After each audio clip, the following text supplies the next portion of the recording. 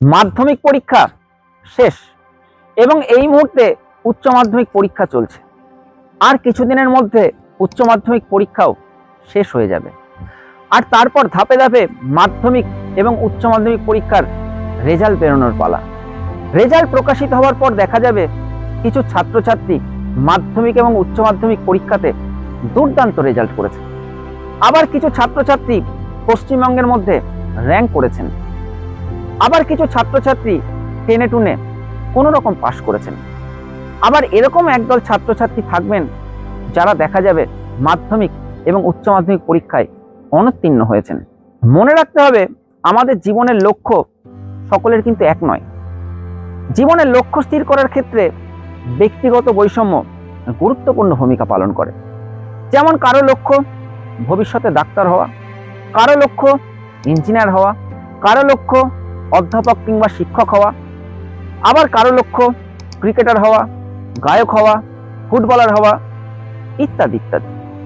সুতরাং ব্যক্তি অনুযায়ী লক্ষ্যের মধ্যে ব্যাপক তারতম্য লক্ষ্য করা যায়।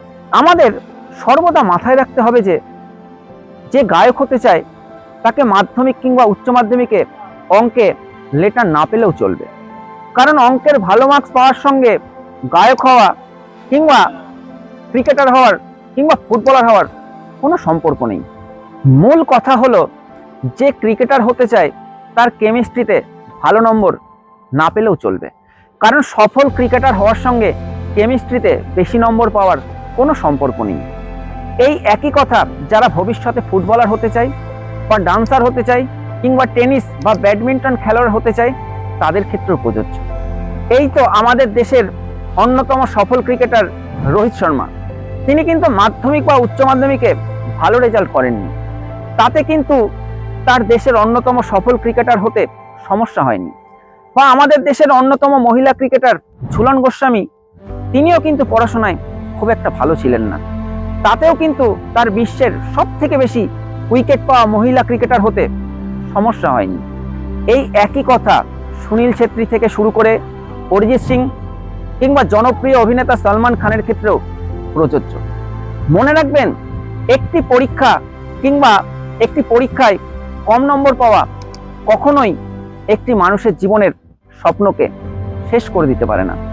পরীক্ষার রেজাল্ট বেরোনোর পর প্রতিটি মা বাবার উচিত তার সন্তানকে বলা যে সে পরীক্ষায় যত কম নম্বরই পাক না কেন আপনি তাকে ভালোবাসেন এবং আপনি তার পাশে আছেন। আর এই কাজটি অভিভাবক হিসেবে আজ থেকেই শুরু করুন। দেখবেন আপনার সন্তান একদিন বিশ্ব জয় করবে। কোনো কিছু আপনার সন্তানের ওপর অনুগ্রহ করে জোর করে চাপিয়ে দেবেন না। আপনার সন্তান ভবিষ্যতে যা হতে চায় আপনি তাকে সমর্থন করুন এবং পাশে থাকুন। দেখবেন আপনার সন্তান একদিন সফল হবেই। আর একটা কথা অভিভাবক হিসেবে সবসময় মাথায় রাখবেন যে এই পৃথিবীতে ডাক্তার, ইঞ্জিনিয়ার, প্রফেসর ইত্যাদি হওয়াই একমাত্র সফলতা নয়। ক্রিকেটার হওয়া, ফুটবলার হওয়া, গায়ক হওয়া ইত্যাদিও একই রকম ভাবে সফলতা এবং তা অত্যন্ত গর্বের। তাই সন্তানকে ওর মতো করে বাড়তে দিন, ওর পাশে থাকুন এবং সব সময় ওদের সাথে বন্ধুর মতো মিশুন। আজ এই পর্যন্তই। সকলে ভালো থাকবেন।